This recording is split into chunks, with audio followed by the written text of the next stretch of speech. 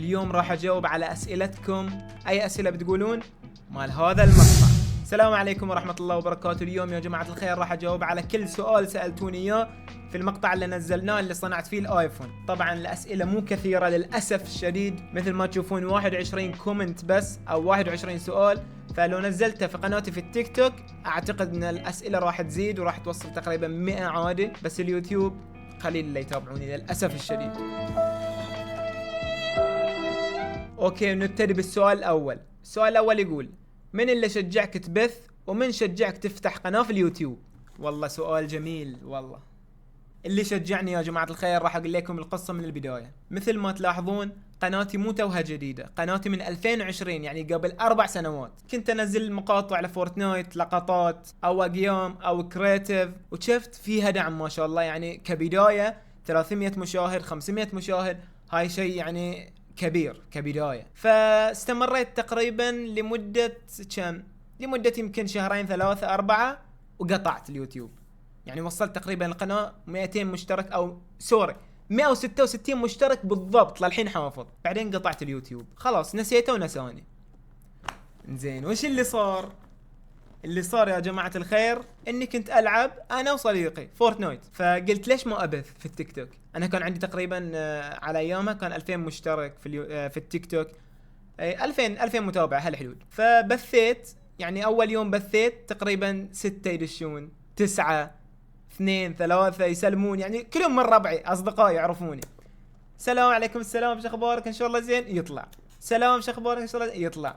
هاليوم الاول طبعا انا كلش ما في بالي، بس كذي باث عن الملل. فاليوم اللي بعده بثيت، دشوا نفس كل يوم 3 4 يسلمون يطلعون، 3 4 يسلمون. هديت البث يولي، والله ما ادري عنه. كنت حلو قاعد العب فورتنايت يا اصدقائي، ما قاعد اطالع البث الا البث 26. اقول شو السالفه، شوي 30. قلت لا العبار شكله قاعد شوي شوي يعني يتطور. فقمت العب وقمت كل يوم ابث من 20 30 صار 40 50 60 70، وعلى ايامها يعني 70 بالنسبه لي خلاص انه توب، وصلت واجد فوق. فقلت ليش ما اواصل، وشفت الدعم يعني اللي يجيني من الناس الله يجزيهم الف خير، يعني كلش ما حطموني والله العظيم. اللي يقول لي افتح لك قناه في اليوتيوب، اللي يقول لي استمر، اللي يقول لي نحبك، اللي يقول لي يعني حصلت الدعم المعنوي من كلامهم. والله ترى يا جماعه الخير اي واحد تشوفونه يعني مسوي شيء سواء كان صح او غلط بتعلق له بالخير علق، اما عندك شيء مو اوكي اسكت وطوف الفيديو، ما يحتاج تقعد تحطمه وتقعد. ترى حاليا في السوشيال ميديا اغلبيه الناس كذي، يشوفون شخص ناجح الكل يروح ينتقده في الكومنتات.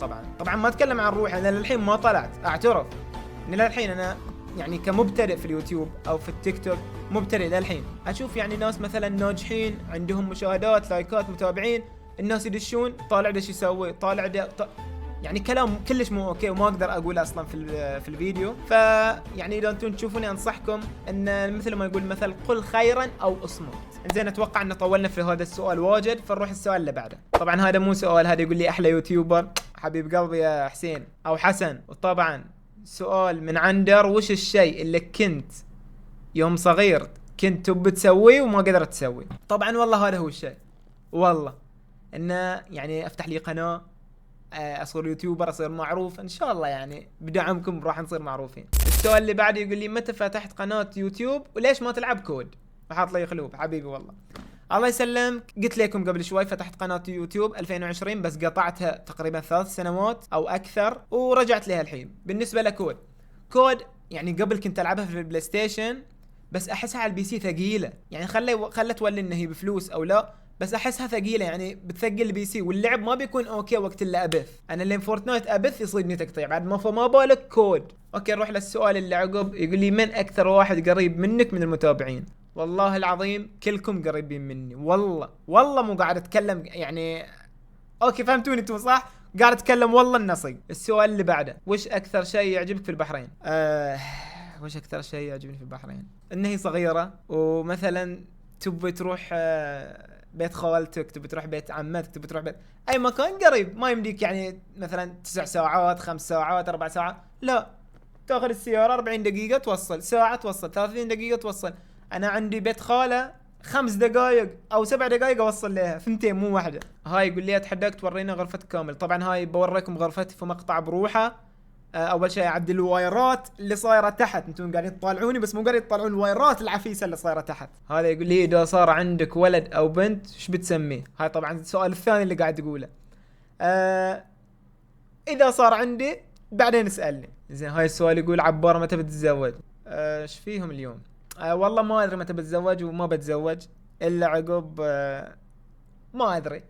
انزين يقول لك السؤال اللي عقب العبار متى نشوفك مع هاي متفقين عليه والله شنو؟ واحد يقول متى بتجيب اولاد، واحد يقول متى بتتزوج، واحد يقول متى بتعرس نشوفك.